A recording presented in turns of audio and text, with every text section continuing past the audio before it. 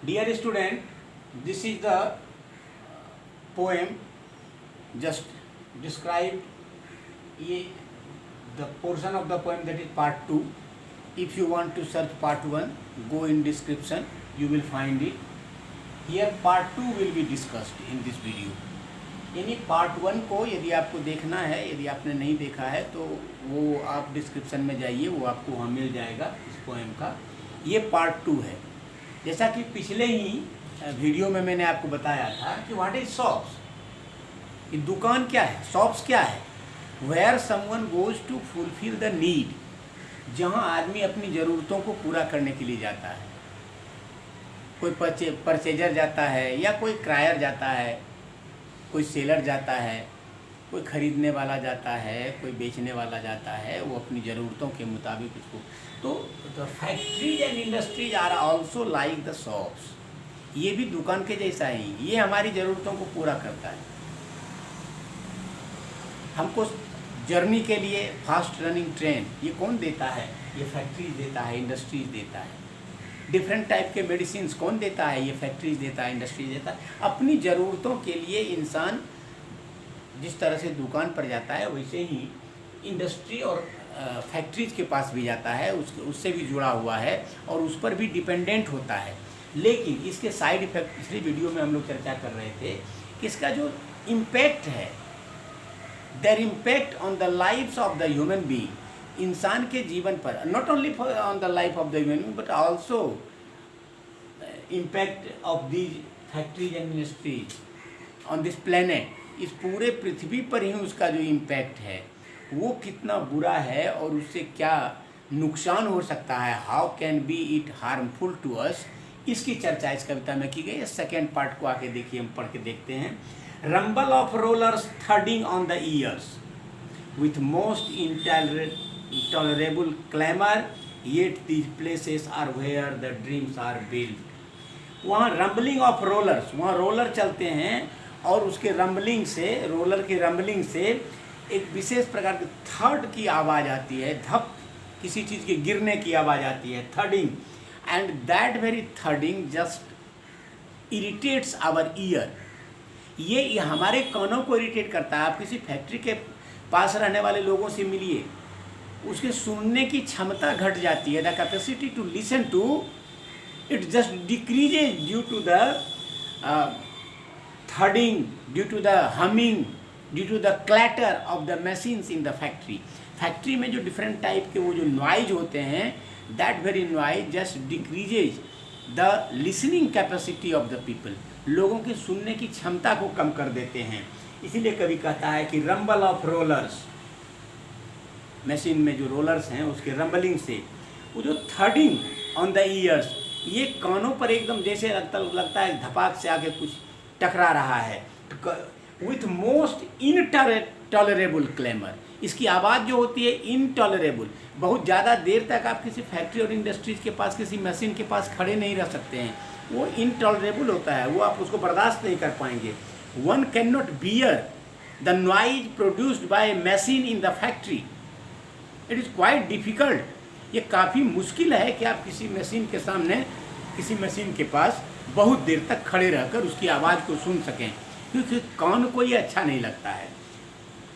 Yet, फिर भी, these places are where the dreams are built. लेकिन कवि कहता है इट्स एन आयरनी, ये जो कहना चाहता है उसके उलट कहता है.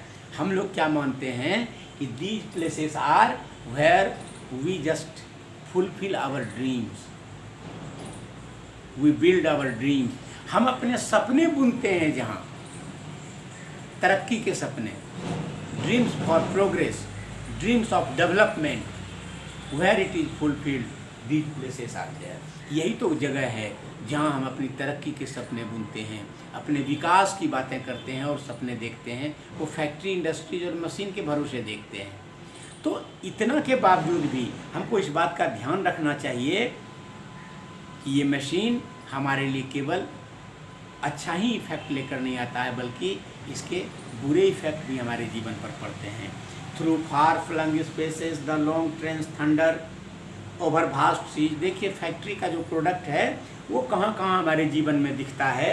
कहता है थ्रू फार फ्लंग स्पेसेस, इस खुले आकाश में देखिए द लॉन्ग ट्रेन, उड़ते हुए जहाज प्लेन्स को देखिए, far flung spaces the long trains thunder, लंबी दूरी की तय करने वाले जो ट्रेन्स हैं उसकी चिघाड़ती हुई आवाज़ देखिए, थंडरिंग देखिए, ओवर भास्ट सीज, और विशाल सागर में the ships move on superbly, जहाज बहुत सुपर्ब ढंग से चल रहा होता है। ये all these things are the product of a factory और एन इंडस्ट्री, ये फैक्ट्री और इंडस्ट्री का प्रोडक्ट है।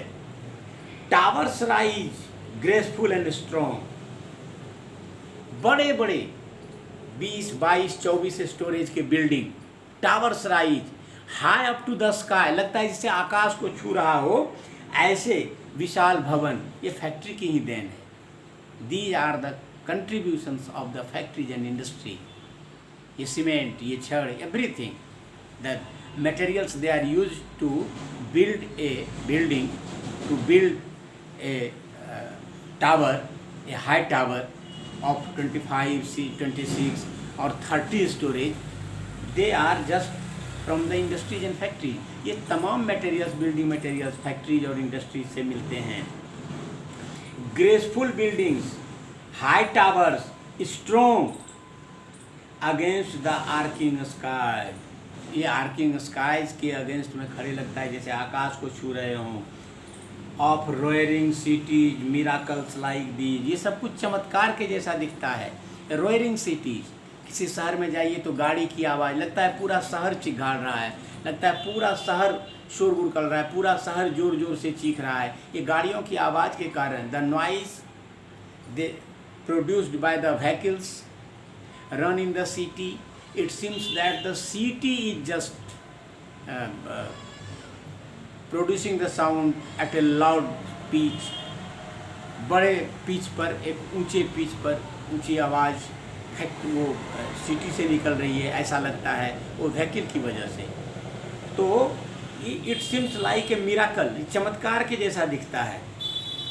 All the huge wonders of this pleasant time, इस depressing time, pleasant means depressing, हताश करने वाला समय है। अभी अगर देखा जाए तो जिस प्रकार से पोल्यूशन लेवल बढ़ता जा रहा है, the time can be considered as the pleasant time.